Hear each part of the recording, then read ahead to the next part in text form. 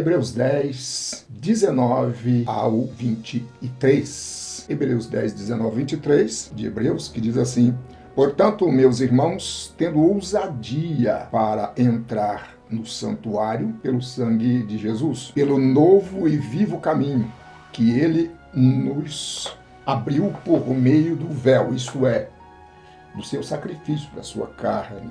E tendo um grande sacerdote sobre a casa de Deus, aproximemo-nos com um coração sincero, em plena certeza de fé, tendo o coração purificado da má consciência e o corpo lavado com água pura.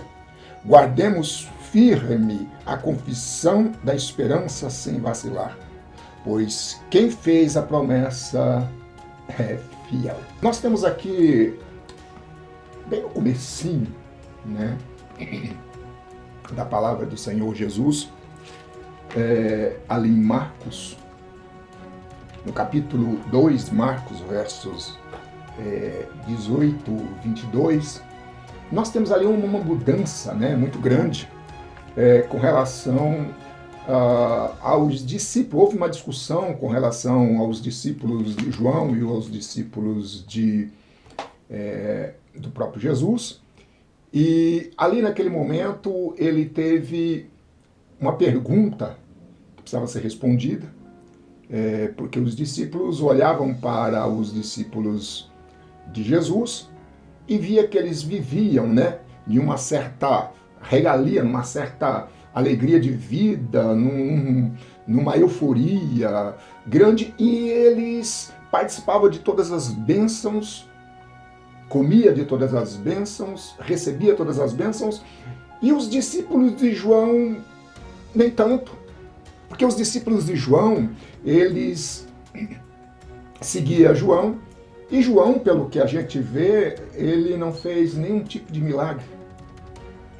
O maior milagre de João foi nascer, e o maior milagre de João foi abrir o caminho para o Filho de Deus, para Jesus Cristo. Ele preparou o caminho para ele.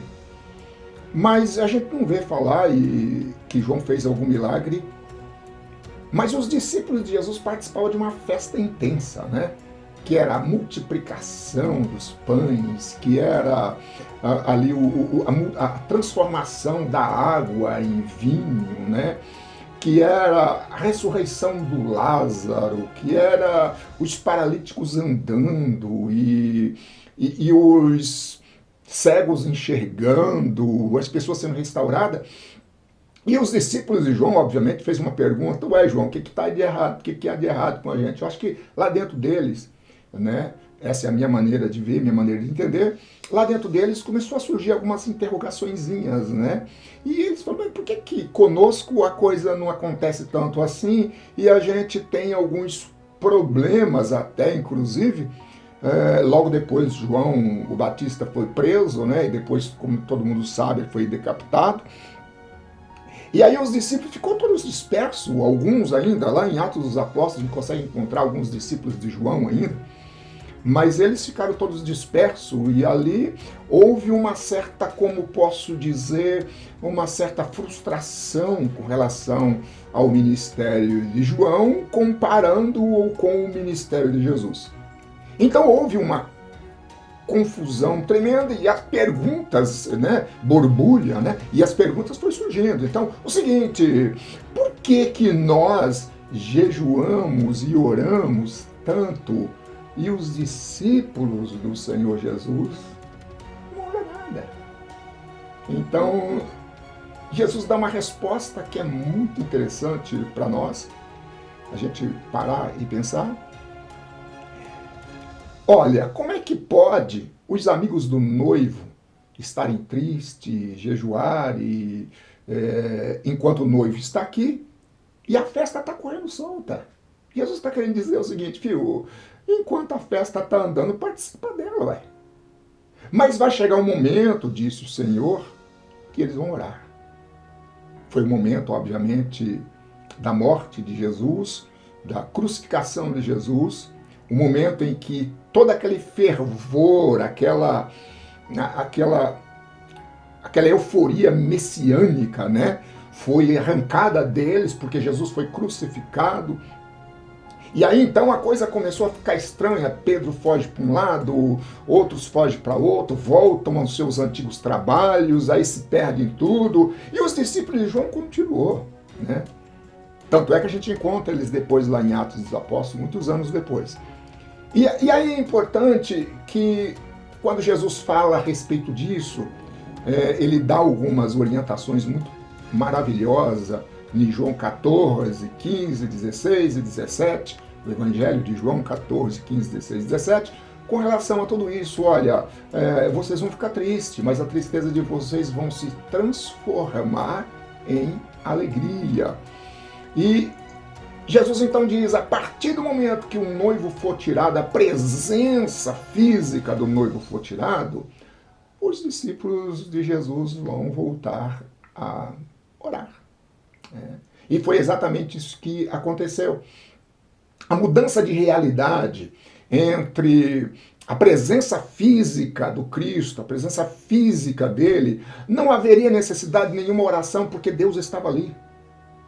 É por isso que os profetas do Antigo Testamento diziam buscar a Deus, mas como diziam buscar algo que eles tinham encontrado? Então a oração, na verdade, não tinha sentido algum. Mas chegou um momento em que o noivo foi tirado, em que o Senhor foi tirado, então eles começaram então a entender depois da sua ressurreição, quando ele vem e traz Pedro de volta, né? Traz o Pedro e os outros de volta. Então Jesus então começa então a explicar a eles o que aconteceu e então diz a eles que a partir daquele momento eles precisavam orar insistentemente. Porque os milagres do Deus presente, os milagres do Deus encarnado, os milagres do Deus conosco, Emanuel, ele ia se afastar, aí ia haver o quê? Um reino invisível que ia ser instalado dentro do coração de cada um dos discípulos. E por isso, eles precisariam orar, buscar a Deus que já não estava mais presente ali.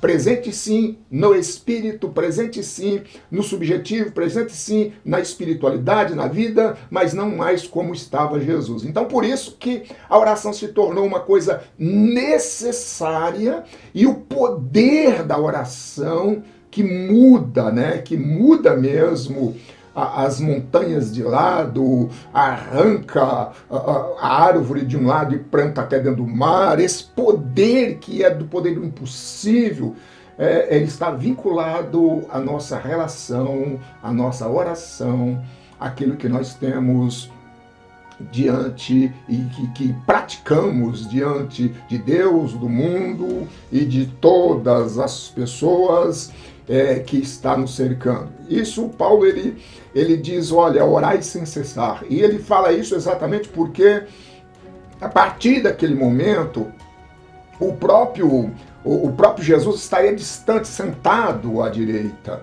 E o relacionamento seria espiritual, não mais físico. Inclusive ele fala isso para a mulher do poço de Jacó, dizendo, olha, a oração e a adoração, ela vai ser possível em espírito e em verdade, não mais em templos. É isso que a gente se engana muito, muitas das vezes a gente acha que no templo tal, ou na Jerusalém, ou no Rio Jordão, ou não sei aonde, ou a gente teria, mas não é verdade.